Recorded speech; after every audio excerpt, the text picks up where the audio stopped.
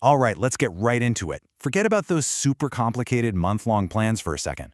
Today, we're going to break down the whole idea of fat loss into a simple, powerful blueprint for just one ideal day. We're going to walk through a framework you can use to nail your goals one day at a time. So let me ask you this. What does a successful day really look like when you're on this journey? It's not about some huge dramatic workout or one perfect meal.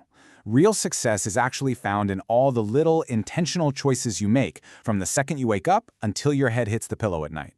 And to frame this whole thing, let's imagine something. We're not on day 1, no. We are on day 36. And why is that important? Because this isn't about that first burst of motivation. This is about being in the thick of it, the point where the simple habit of just showing up becomes your most powerful tool. This is the day that really matters. And that idea, well, that's the core of this whole blueprint. The real starting point for fat loss isn't some fancy diet or workout program. It's just consistency. It's not about being perfect every single day. It's about making that promise to yourself to show up. That single idea is the foundation for everything we're about to build. Okay, so our blueprint kicks off with part 1, the morning commitment. The choices you make in that first hour, they don't just start your day. They literally set the course for everything that's about to happen. So the very first decision of the day might just be the most important one. It's a choice, right? A choice between a goal-oriented mindset, putting discipline before comfort, or a reactive one. And that disciplined choice is so simple. Water first. Before the coffee, before you check your phone. It's a tiny act that just tells your brain, hey, my goals come first today. With that first little win under your belt, you move on to your workout. But the goal here isn't just to go hard and burn calories. It's about quality. And you get that quality by focusing on 3 principles. First, controlled movement, making every single rep count. Second, strong posture. You got to protect your body. And third, focused breathing, connecting your mind to the actual work you're doing. It's about intention, not just pure effort. Now for part 2, fueling with purpose. The workout's done, so our focus shifts from how we move to the fuel that's going to support all that hard work. It's all about eating for results. So, what's the number 1 rule for fueling up? It's simple. Protein first. Why? Well, think about it. After a workout, your muscles are basically screaming for repair and growth.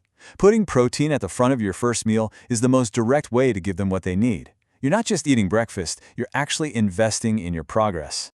As the day goes on, you know you're going to face more choices. For that mid-morning snack, this little mantra can be your guide.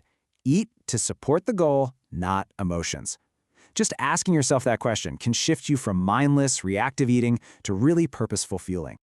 Lunch follows a really clear, super effective formula. It's about balance, not restriction. And every part of it has a job to do. Carbs are for your energy, protein is for your strength, and all those veggies are for recovery. It's a simple, powerful combo you can repeat day after day. All right, on to part 3, the active habit. Now, this isn't a second workout, don't worry. This is just a small action designed to build and keep your momentum rolling right through the afternoon. So what's the magic number here? It's 10. That's it, just 10 minutes. And that number is small on purpose, right? It makes it totally doable, no matter how crazy your day gets. And what do you do in those 10 minutes? You take a walk after lunch. This little habit does 2 really cool things. First, it helps with digestion. But second, and honestly, more importantly, it reinforces your identity as an active person. It's a fat loss habit in motion, and it hammers home that theme of small, consistent actions. And now for part 4, the intentional evening. Look, how you finish the day is every bit as important as how you start. The goal here is to finish strong. If you need an evening snack, just remember these 3 words. Make it light so it doesn't mess with your sleep. Keep it controlled so you're mindful of how much you're having. And make it intentional. Make sure it's part of your plan, not just some random, mindless grab. Your final meal of the day has one main job: to respect the effort you're going to put in tomorrow. A simple, clean meal closes the loop for the day, and it makes sure you wake up ready to go, not feeling all heavy and sluggish. And finally, we've got part 5, closing the loop.